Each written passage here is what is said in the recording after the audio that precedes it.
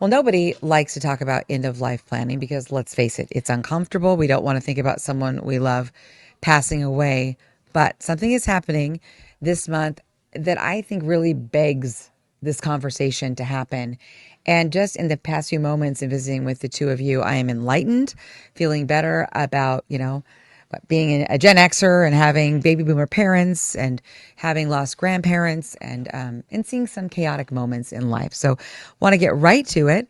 We have I want to say it right. Jeff Pepperoni. Pepperoni. Pepperoni. I'm hungry and I want pepperoni pizza. Jeff Pepperoni from City of Hope. Incidentally, that's my nickname. I had a feeling, right? Yes, ma'am. You're going to understand why when we chat here in just a moment. From City of Hope, chaplain, 13 years there. We also have Jolene Green. She is the founder and CEO of Farewell Finder, and you are helping families plan ahead. So thank you for being here. We very much appreciate this. This is a service that unfortunately we all can use, something we all need at one point or another. So, Jeff, I'm going to start with you because you just told me something really astonishing. 13 years at City of Hope, and you have seen firsthand the need for this app. Yeah. Yeah. So at City of Hope, if you look at when people enter, if you will, the last chapter of their life, end of life, I would say right now, according to the state of Arizona, about 30%, about a third of the people actually work towards completing end-of-life care documentation, advanced directives, power of attorney for health care, mental health power of attorney, things like that, living will. And that's not good. No. Because on my end, the doctors will give their prognosis in general, and they do a wonderful job, but that's a tough conversation. They'll step out of the room after a 15-minute prognosis conversation. Myself, Chaplain Scott, we walk into the room and we deal with the emotions with people. And usually the number one question is, we haven't planned anything. What's our next step, Jeff? What do we do? Where do we go? And when they're there, they don't necessarily think that they're going to get a terminal prognosis. Right. And Well, you're there nobody wants to think they're going to die. No, we don't. I mean, We all live forever. Right? That's so true. And Jolene, let's talk about this because when you reached out to me a few months ago and you said, I've come up with this, I thought, oh boy, ooh, that's kind of a hard thing to talk about on TV. But you know what? We have to. Yeah. And if I'm thinking that, I know other people are thinking that. But when we start talking about things and we normalize things, it gets easier. That's it. I think, the reason a platform that makes it easier doesn't exist is exactly that, because it's difficult to talk about. Nobody wants to. I mean, when we look at industries, babies, weddings, we do it all online, right? Yeah. This is just a late market to adopt, I think, because it's the one people don't want to address the most. And so Jeff and I are partnering to launch farewellfinder.com within City of Hope, but we're here specifically on this week for National Healthcare Decision Day. Which is on the 16th, by the Which is on the way. Thursday. 16th. And I'll let Jeff kind of explain a little bit about what that is, what the meaning is, and how Farewell is working with him and how we're working with the Arizona population to improve this experience for everyone. And when we talk about experience, again, 13 years at City of Hope here in Phoenix, again, you know how much this is needed. And 6 years prior to that, I was a chaplain with Hospice of Arizona. And so I've heard the conversation. I've been asked several times, why should we talk about this? Why should we plan early? And just real quick, it's a gift. If you want to give a gift to your family members, plan ahead. We plan ahead for vacations. We plan ahead for when, the next car we're going to drive. We plan ahead for the next home we're going to buy. You'll have life insurance. That's it. Why don't we plan ahead Yeah. for dying? Because, was it Benjamin Franklin said, we're guaranteed two things. What? Death and Death and taxes. I just said that to my kids last night. Right? But My daughter said, Mom, don't talk about death. Right, but that's true. And so National Healthcare Decisions Day, it is a day, but we kind of celebrate it, recognize it, if you will, at City of Hope, basically for the entire week. Now, 2008, there was an attorney who set out, I don't know if it was because he saw people who hadn't planned. People would come to him and say, hey, we need to plan, and this is why we need to, because we have a loved one at the end of life. Anyway, 2008, this day kicked off where basically it's to raise awareness about the importance of doing your end-of-life care planning. Again, with no fear, nothing like that. Let's look at it. It's going to happen. But what does that mean practically? Most of the times people think of just advanced directives. Again, as I said before, mental health power of attorney, healthcare power of attorney, and living will. But as Jolene will explain, it's how do I say politely? That might be 10% percent of what is really needed, if you will, for that gift for your family. And this is what, and we'll talk more about this too, with this service, as you will, which is free or you can donate. This is kind of what is left out of the will. This Yes. covers all the other incidental things that might cause the fighting between siblings afterwards and all the crummy stuff. Right? Yes, all it's the family's goodbye guide that they need in the immediate aftermath Yeah. of you passing away before a will is ever read. This is personal for you. Yeah, this idea first came to me when my father passed away. I'm sorry. And I recognized that that it didn't need to be that hard and that everything within that process was so much harder than it needed to be. And at that time I had the idea but wasn't really in the right place in my life to take off and, build my own company. But as the years went by and more people around me, I experienced loss and I recognized this is everybody's problem. This wasn't just me in grief. This is Over and over and over again. over and over right? and over and over Yeah. again. And so I set on a mission and spoke with about 200 people across hospice, funeral homes, and anyone who had experienced death to understand what their needs were. Why didn't it happen? When is it happening? What do you need? Who's in the How- conversation? Who's in the conversation? When is the pain the worst? What's the hurdle? And that conversation hurdle is one. Absolutely nobody wanted to leave the emotional burden on their families, but they needed something that wasn't a stack of PDFs. And so with Farewell Finder, we guide them easily to complete their family's guide and share it digitally, and they have complete control of access. When they update, it updates their children or whoever they choose their loved ones' views. At any time, they can remove them or share either of those plans. You don't have to go to a lawyer. You just You log don't into ha- the app. and I'm not taking Yeah. any passwords or sensitive information. If you have a password protector where you keep everything, there's an opportunity where you can put a note, hey, for when you need this, this is where it is. So we're building the map. Who are the first people you contact? Where do I need to look for these 5 essential paper documents? What But do I need to write down? yes, just the map and the celebration of life, how you want to be honored, what you want done with your body. I got to tell you, I just signed up for this like in the few minutes before we went live here. I'm not kidding you guys. It took me 90 seconds. Now, I haven't gone through the decisions like whether I would want a funeral or a celebration of life. Again, it sounds grim, but I'm thinking, ooh, I could plan my last party, right? Yes. Well, But seems that's silly, it. but That's the key. Do you want a party or do you want a funeral dirge? And there's some people, they want that traditional funeral Yep. because maybe it's a cultural thing, maybe, right? You get to make the decision, though. I get to make the decision. And I can actually speak, how do I say it, with 100% confidence. I just completed my farewell package.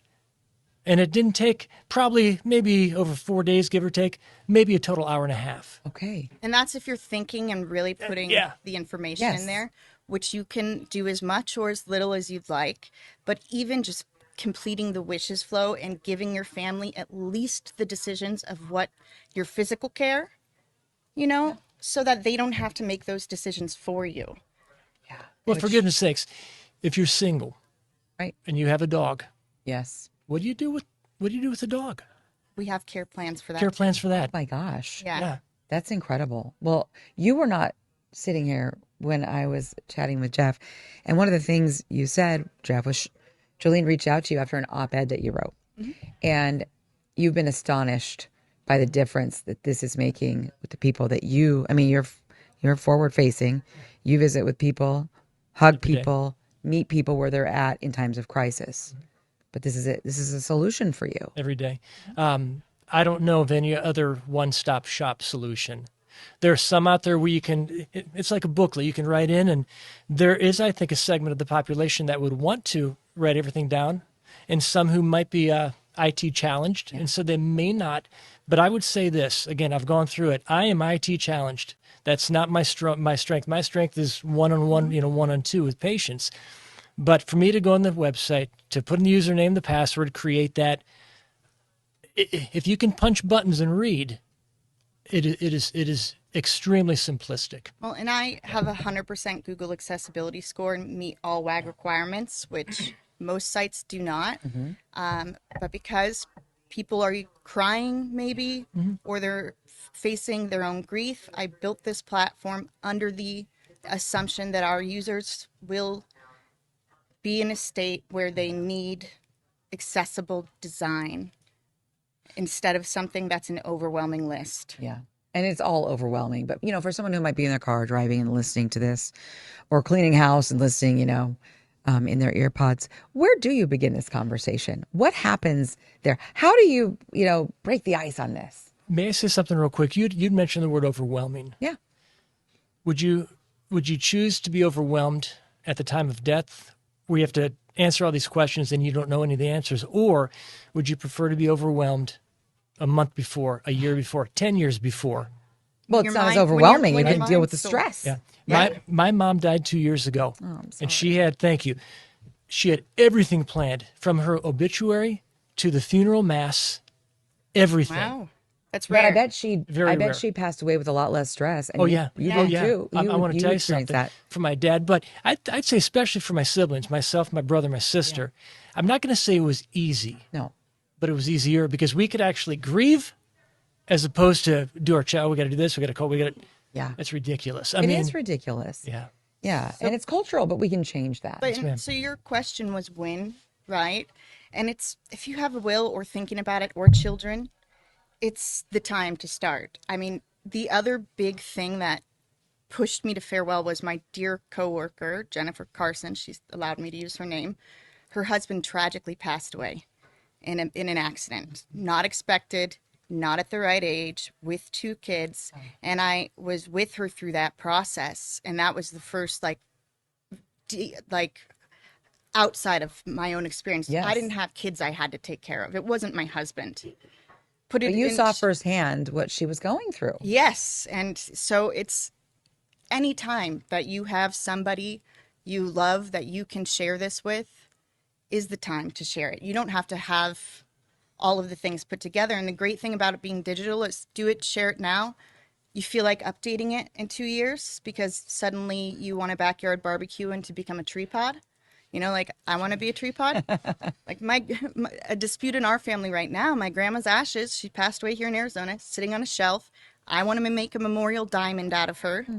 People think that's weird, but we never asked her because it wasn't a thing then. And that's it, to avoid the conflict. Yes. No kidding. The conflict kills families. And you can share with as many people as you want, right? I was going to ask that. So sharing, right? But when you do have that conversation, Oh yeah, just who should be there who should be there? and Well, who shouldn't be there? I'm not that sensitive, so I just called my parents and said, "Hey, I need you to complete your end of life plan for me. You're getting older." That's fair. And they were like, "Well, I have time." And I said, "Please, will you just do it for me?" We're not promised tomorrow. I wasn't very sensitive about it, Yeah. but I bet he has a more sensitive way. Oh, I don't know. the I can be Band-Aid. forceful from time to time, but I would say, who do you trust? And who do you trust may not always be the person you would think. It may not be a spouse. And not that you don't trust them, but okay, for example, you have somebody who is, let's say, actively dying. They've not had the conversation. That spouse might be the worst person to ask because they're going to say, do everything you can do to keep my husband alive, do everything.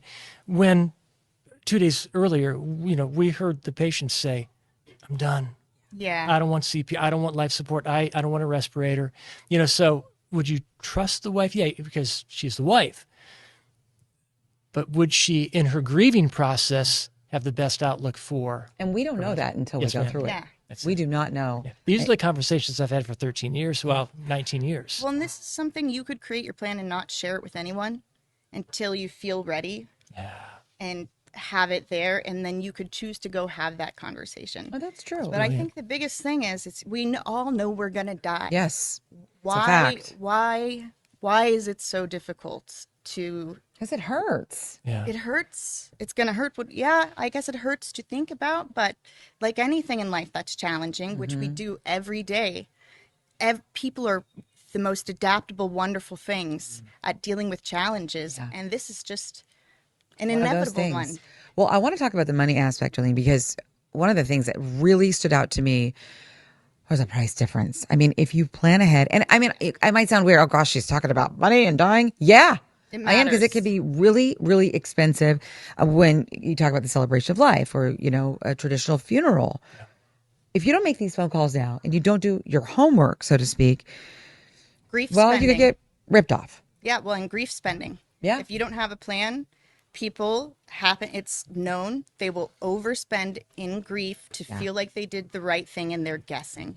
Yeah, they don't say if you really love your loved one, you'll get these extra flights. They don't say that, but there's an intimation that, boy, I really love my, and I need, if I spend more, I'm doing more. Yeah. Or I love She them loved more. roses, or he, right? Yes. Well, and that's why I have the first in the nation funeral home directory. And that's right there on the platform. That's right there on the platform, only for Arizona at this time, that I have taken all the pricing from homes that offer pricing transparency. Because it can be really hard to find. Yes, they're with some buried of these in funeral homes. footers, they're on 3 clicks of links, and I converted that to something that is easy for consumers to read, and they can click compare, compare, compare. They can look at 3 homes together, and with our resource center, I can have a call guide list. Okay. Essentially, like, how do you not get ripped off? Yeah. Well, and again, it's just a reality, unfortunately, of this topic. And I've used that funeral home finder 3 times in the last month. Okay. And it's cut my work down from 30 minutes to 5. My goodness. Well, again, the ease of use, free, or you can donate. It really Donate would be is. helpful. It's very advantageous for anyone who just wants to ease that stress for family members and, quite honestly, themselves. Thank you so much for being here, Jolene and Jeff. We really appreciate it.